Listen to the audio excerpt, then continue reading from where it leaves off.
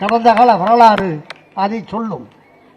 இங்கே கூட சொன்னார், பரதன் என்று சொன்னார், நாட்டை பரதன் ஆள வேண்டும், ராமன் காடு செல்ல வேண்டும் என்று சொன்னபோது பரதன் சிம்மாசனத்திலே அமரவில்லை, அரியணையில் உட்காரவில்லை, பரதன் இந்த நாட்டை ஆளவில்லை. அதே போல முதலமைச்சராக பொறுப்பேற்க வேண்டும் என்று சொன்னபோது கூட அந்த நாற்காலியிலே, என் சட்டமன்றத்திலே கூட முதலமைச்சர் இருக்கையிலே அமரவில்லை. அந்த அளவிற்கு விசுவாசமிக்கவராக அவர் இருந்தார். இன்றைக்கு ஒரிஜினல் பார்ட்டிக்கு வந்திருக்கிறார்.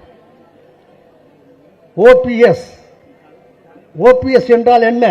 ஒரிஜினல் பார்ட்டி செல்வமாக நமக்கு வந்திருக்கிறார். அந்த செல்வம் நமக்கு கிடைத்திருக்கிறது. வாராத வந்த மாமணி போல வந்திருக்கிறார்.